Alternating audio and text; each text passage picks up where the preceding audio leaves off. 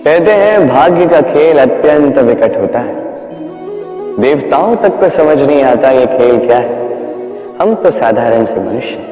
ठीक है, निर्णय की बात करते हैं। निर्णय लेना तो आप ही के हाथ में। क्यों? भाग्य जो है आपका निर्णय नहीं बदल सकते, किंतु आपका निर्णय ये आपका भाग्य अवश्य बदल सकता है। इसलिए भाग्य के पीछे मत भागिए, अपना ध्यान केंद्रित कीजिए आज के निर्णय पर। शांत मन से विचार कीजिए, फिर निर्णय लीजिए, क्योंकि यह निर्णय ये अत्यंत महत्वपूर्ण है। आपका आज का यह निर्णय आपके भविष्य का आधार है। आपका आज का यह निर्णय भविष्य में सौभाग्य बन सकता है, दुर्भाग्य भी बन सकता है। चयन आपका। राधे राधे। कभी आपने किसी तितली को देखा है? अच्छी तो लगती ही होगी। तितली भला किसे नहीं भाती, छोटे हो या बड़े, सभी को लुभाती है ये तितली। अब सोचिए, इस तितली का आरंभ कहां से होता है? इस तितली का आरंभ होता है एक छोटे से अंड से, जहां वो सुरक्षित रहती है। अंड को तोड़कर जब वो इस संसार में आती है तो एक कीट के रूप में आती है। कीट जो भूमि पर रेंगता है, जो वृक्ष के पत्तों पर सुरक्षित रहता है। कुछ समय पश्चात होता है एक और परिवर्तन, उसके पंख निकल आते हैं। तब वो तितली बनती है, तब वो इस आकाश में उड़ान भरती है, सुंदर सुंदर पुष्पों पर रस का आनंद लेती है। कभी सोचा है कि तितली ही ये क्यों कर पाती है, कोई और क्यों नहीं? क्योंकि वो उस अंड से बाहर निकल पाती है। यदि वो उस अंड से बाहर निकल ही नहीं पाती तो कभी उड़ ही नहीं पाती, कभी तितली बन ही नहीं पाती। यही हमारे साथ भी होता है।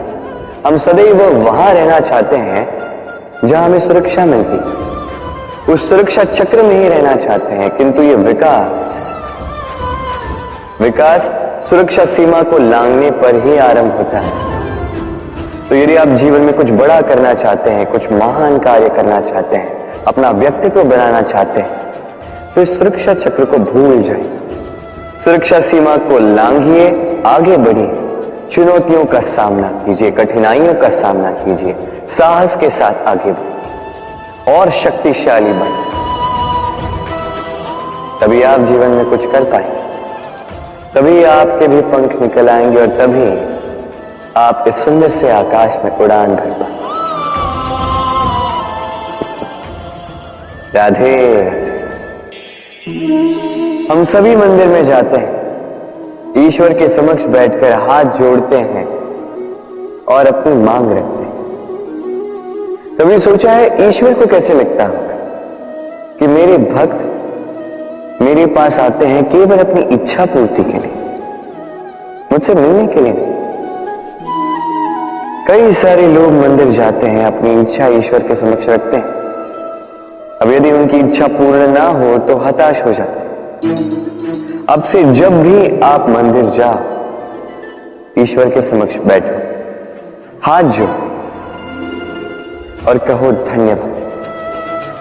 धन्यवाद ईश्वर, आपने मुझे जो कुछ भी दिया है उसमें मैं प्रसन्न हूं। बस मुझे मार्गदर्शन दे कि कैसे मैं अपने कर्मों से, स्वयं अपने कर्मों से वो सभी प्राप्त कर सकूं जो मैं पाना चाहता। ईश्वर से केवल मांगने जाओगे तो ईश्वर के समक्ष स्वयं को बहुत ही छोटा पाओगे, किंतु यदि स्वयं कर्म करके ईश्वर को धन्यवाद कहने जाओगे तो सही अर्थ से आपको ईश्वर मिल जाएंगे। राधे राधे। अद्भुत बात है, हमें सदैव हमारे नाम से बुलाया जाता है। नाम से हमारी पहचान है। ये नाम ही है जो इतिहास में स्थान बनाने में हमारी सहायता करता है।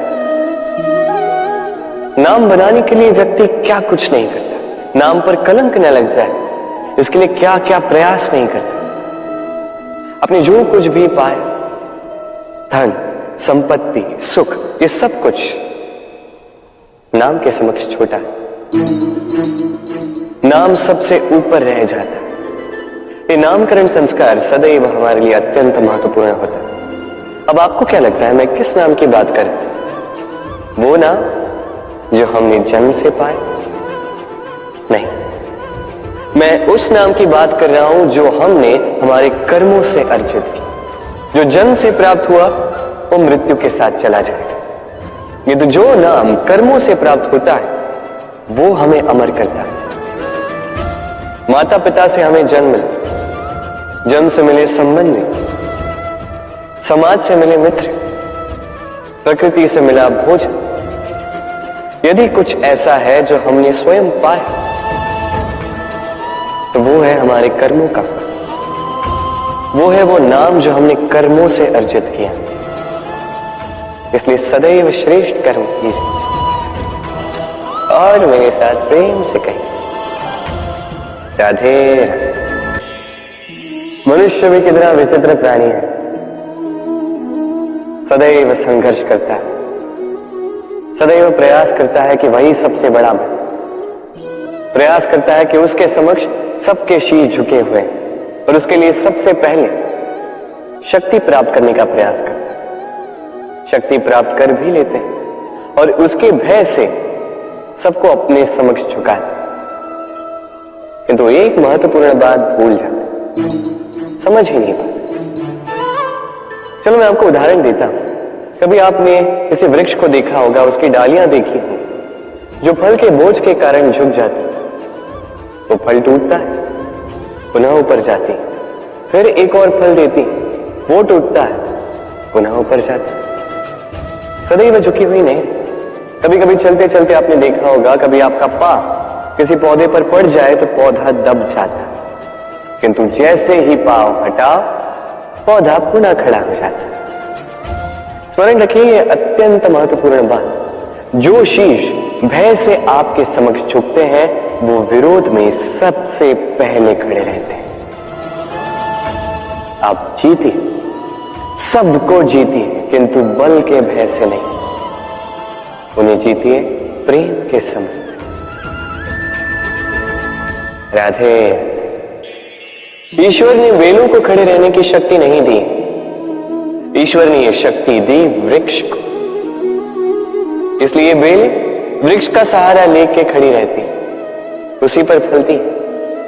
अब ये बेलें दो प्रकार की होती, एक वो जो इस वृक्ष पर खिलती है, पुष्प गाती, स्वयं भी सुंदर दिखती है, वृक्ष को भी सुंदर बनाती। दूसरी वो जो वृक्ष को पूर्णतः सुखा देती, उसकी प्राण शक्ति उससे सोख लेती और अंत में स्वयं भी मुरझा जाती।